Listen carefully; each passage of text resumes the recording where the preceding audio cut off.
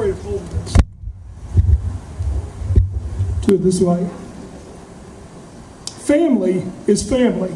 That's something my grandmother often said to us. Family's family. Now what that means is no matter how crazy a person is, if they're your family, you take care of it. In this case, it's my Uncle Porter.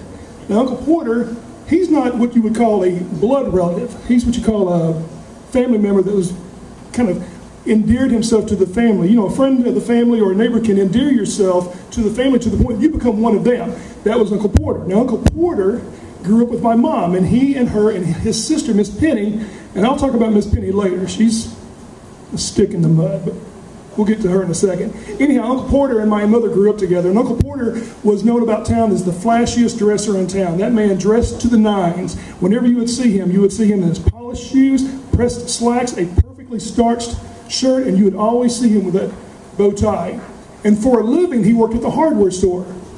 He wasn't a plumber, he wasn't an electrician, he worked in the paint department. Now this was many, many years ago. This is before HDTV. This is before Martha Stewart held her first glue gun. There was Uncle Porter. And so what he would do every year to work the system is that he would stay up on top of trends and colors and everything. And what he would do in the small towns, he would target the junior league. And he'd look over and he'd see Miss Carver. And he'd get to Miss Carver and he said, look, this year, I got to tell you right now, there's a new yellow and I have to show it to you. It's called Desert Harvest Yellow. And she would hear that, just the way it rolled off his tongue, Desert Harvest Yellow, I got to have that. So she would have him over to the house. He would pick all of her colors and everything, and she would do her house up like that. Well, what would happen then is her rival, Mrs. Green, would catch wind of it, and she would go over there and see the house. She would go home to her husband and say, there's no way we're going to live with last year's colors on our walls. So she would call Uncle Porter and have him come over and do her yard, or her house rather. Anyhow, a couple of things about Uncle Porter. One of the reasons why he appealed to me was that he was a man of passion.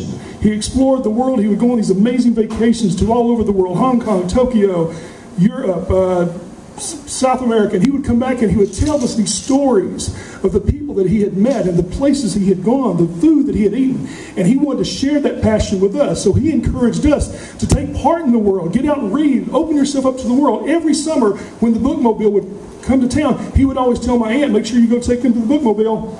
He wanted us to be reading. Now there's something about Uncle Porter I need to tell you. In addition to those fine outfits that he wore, he did have one pair of boxer shorts. And I'll tell you why he had one pair of boxer shorts. He was a gentleman. And every year, let me back up. Let me tell you first of all about his roommate, just in case I'm getting backwards here. His roommate was, of course, Uncle Vic. Everyone knew Uncle Vic. Now at school, Uncle Vic was Mr. Harvey, the librarian. But outside of school, he was Uncle Vic. And Uncle Vic and Uncle Porter were roommates. And the whole time that I knew them, they never really dated very much, and they never got married, and they seemed to do everything together, and they were together for a whole long time. And so Uncle Vic and Uncle Porter lived together, and they were wonderful men and were very influential in my life. Anyhow, whenever I would go away and go home to school, and I'd come home, he'd always say, what are you learning? What are you studying? What do you want to do? And he would always ask if you got a girlfriend, because I knew that he wanted to be a great uncle more than anything else. Well, I have to add that the last detail that I'll leave out is the reason he had the one pair of boxers was that every year he would have to go see old Dr. Farrell to get his physical exam. And being a gentleman, the last thing he wanted to do was upset the good doctor, so he would wear his boxer shorts. Now I'm dropping hints in case you didn't know it. I'm going to do this one. Uncle Porter, in addition to those fine clothes, the pants, the shoes, the perfect tie, tied together, he preferred the undergarments. He preferred undergarments that favored the forms of the female body. And if you're still not there, Uncle Porter was a cross-dresser. But remember, family's family. So anyhow, I grew up with this, and I loved that man. I loved Uncle Vic, and they were very influential in my life. And then I have to tell you that one night I got a phone call. This is about 15 years ago, and Uncle Vic had called, and he was terribly upset. Terribly upset. Earlier that evening, Uncle Porter, while watching TV, had suffered a massive heart attack. And unfortunately, 2 hours later, they said he had died. Now that wasn't, not that that's not bad enough, but Uncle Vic was beside himself because he and Uncle Porter had discussed this many times. And what happened was, as soon as that doctor said there's nothing more we can do, Miss Penny, remember Miss Penny? Well, Miss Penny's what you call a stick in the mud. She's a goody-goody two-shoes. She was shallow. She was all about appearances. And she was just mortified at what could happen now. So she ran home, went inside, and grabbed Uncle Porter's best suit, bought his shirt, got his tie, his shoes, and those boxer shorts. Uncle Vic was beside himself. Now, what did I tell you? Family is family. And so I'm not going to go into details of what exactly happened that night. I will tell you 3 things that happened as a result of that. The first thing I learned is that you can convince a mortician to turn his back and walk away for 10 minutes for $50.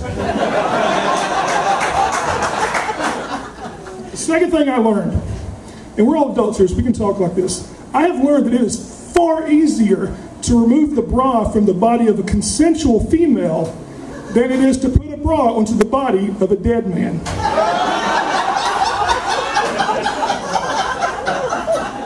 But finally, the thing that I remember the most that I took from this evening was the amount of the peace of mind that I had with Uncle Vic, because we knew that night when we went our separate ways and went to bed. I went to bed that night knowing that tomorrow, when Uncle Porter would be buried and he would meet St. Peter at the gates of heaven, he would be wearing his finest shoes, his pressed pants, his best suit, his starched shirt, the perfectly tied tie, but most importantly, underneath it all, he would be wearing his favorite maiden form bra and panty set in his favorite color, celestial blue.